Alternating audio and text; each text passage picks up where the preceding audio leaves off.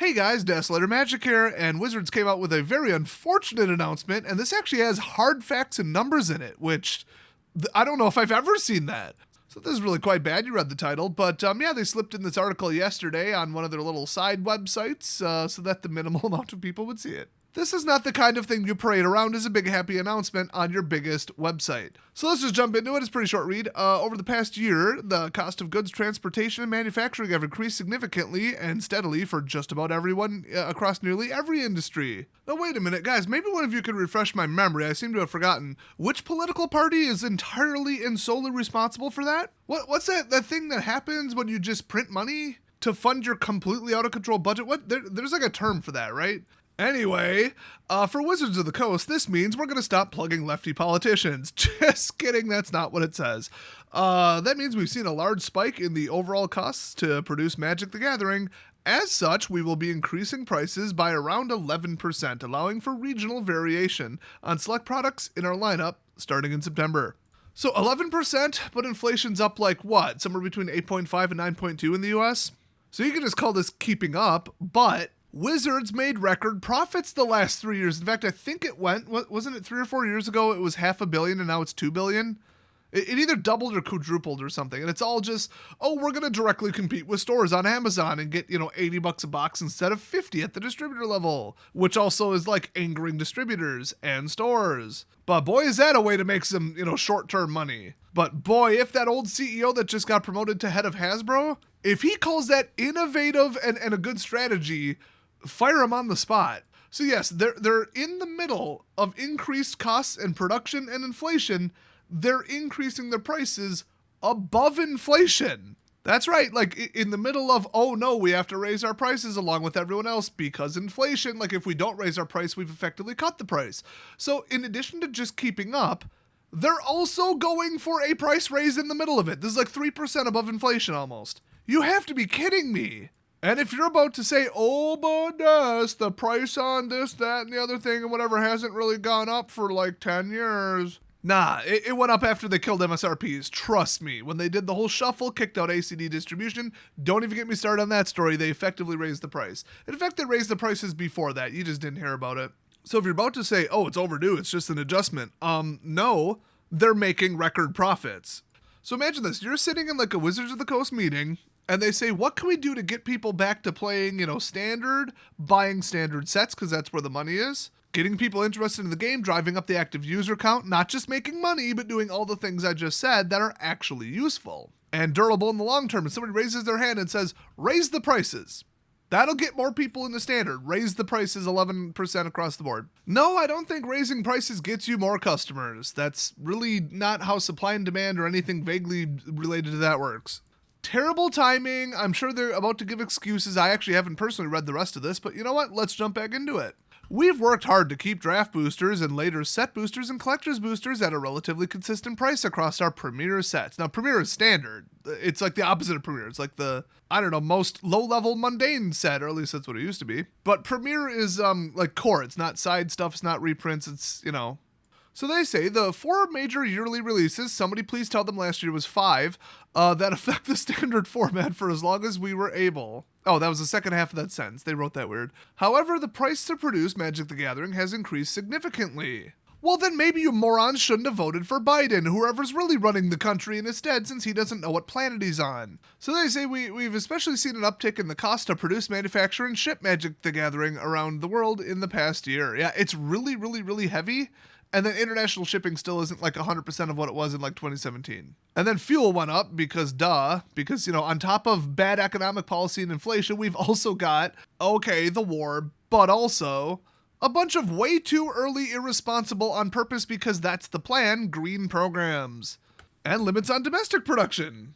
You don't say, we're pulling the rug out from under you, deal with it. You fund and promote and tax benefit your way to the green stuff first, then get away from oil. Not in the other way, because the other way causes economic nightmares. So they go on to say, we've kept the scope of the price increase as narrow as possible, and will be only adjusting the prices on the following Premier set, Unfinity, and Jumpstart products. Draft boosters, set boosters, collector's boosters, bundles, and Jumpstart boosters. The heck do you mean as narrow as possible? What did you leave out? I actually sat here and thought about it for a little bit. What did they leave out? The Planeswalker decks that they don't make anymore? Why don't they just raise the price of something that actually sells, that people actually play? Like the Masters sets. If they went to Double Masters and said, guys, there's 2 rares in every pack, we're going to raise it 20%. People would be like, why didn't you do it the first time? Like, nobody wants higher prices, but if they said, there's 2 rares in every pack, it's called Double Masters, for God's sake, which, if that's news to you, there's a new Double Masters coming out this year. And those people buy just for the value. In fact, if people looked and they're like, ooh, the price went up a little bit, I don't know.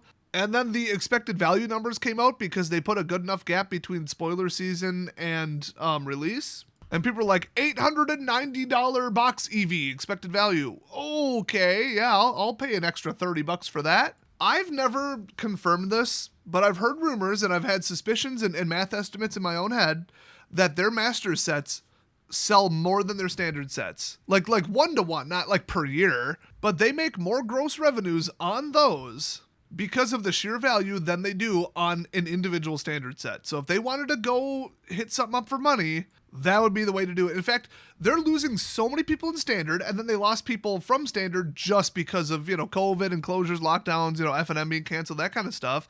And at the same time, competitive play in paper being eliminated, that they should be lowering the price on standard boosters drastically. Like run like a, second quarter spring into spring. I was going to say Summer of Magic, but that's too close. Look up Summer Magic if you haven't heard about it. Like, come on, you don't say, hey, welcome to standard, it's really expensive and the prices are going up. When it's like, it's not food, it's not gas, it's not stuff you need. If anything, dumb luxury stuff should go down to compensate for people's budgets shrinking. They just don't even understand the concept of wallet fatigue. When I was about 7 or 8 years old, okay, we had a Windows 3.1 and DOS dual boot computer. This is going somewhere, I assure you. And they had the precursor to Roller Coaster Tycoon on it, in addition to Jurassic Park, fantastic game. And it was called Theme Park. Shout out to my fellow theme park enthusiasts. And I learned from that game that people can only walk into the park with so much money. So if you raise all the prices, they're just going to run out of money and leave even if they want your product. It's like a budget. People who work at Wizards should be very familiar with how a budget works because they notoriously underpay everyone who works there. And then they chose to reside basically in Seattle. Not a cheap place to live. So they should know how finite amounts of money and budgets work, although I'm kind of suspecting that a lot of people who work there are from rich families and just don't even understand how money works. So back to their absolute nonsense, Commander decks, meanwhile, have a price increase going into effect with Streets of New Capenna. That's not even on the bullet list. Let me just refresh your memory here.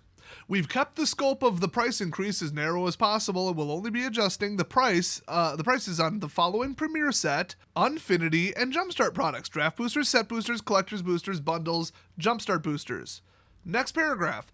Commander decks, meanwhile, have a price increase going into effect. Who wrote this and how dumb do they think we are? I mean, it's mostly phrased poorly because the next part is there are no plans to increase the price of Commander decks further in July. Which is code for, we're raising it in July, we just don't officially have plans to do so. But we also don't have plans to lower it after we raise it with Streets of New Capenna. So each of these products will increase by slightly different percentages, which we estimate will be approximately 11%. Oh, so they're not even sticking to that number. Approximately. Across the products which are seeing an increase, allowing for regional variation. You already said that. Why did you copy and paste it? These increases will not affect other product lines like, oh, here we go. Finally, a list of what they're not increasing. Masters, Horizons, Secret Lair, good, Challenger decks, which are awful, and Universes Beyond products. Which is funny because that's more of like a catch-all term instead of like the name of a product line. Also, they're lying because the Lord of the Rings set in the first quarter of 2023 is a Universes Beyond product. I think they've tried to retcon that, though. I think they were like, no, Gandalf is a Planeswalker. It's like the D&D set. And then, like, it's not. Middle-earth kind of has its own history going back to, like, its own creation. It isn't compatible with a plane. So it's, by definition, Universes Beyond, whether they want to admit it or not. So since that's a standard set, it is going up. But Universes Beyond is primarily Secret Lairs, which they already put on the list. So they just wanted to put something else in the list because it looked a little thin. That's my theory, so they finish with, additionally, even for Premier sets, we do not currently have plans to change prices on pre-release packs. Good. The one thing that people actually still go to, even if you don't play standard constructed F&M and get on that, $300 deck rat race that they refuse to do anything about, at least double to triple the people from what I've seen will show up 4 times a year to do a pre-release, if the new tournament software doesn't completely crash and erase all the results. Yes, that just happened. It ruined a ridiculously large tournament for everyone. Oh, and the software's mandatory too. Didn't really merit its own video, but it happened. So the price increase will affect Dominaria United as well as any backlist products, I don't know what that means, starting in July. So that's about all there is to it.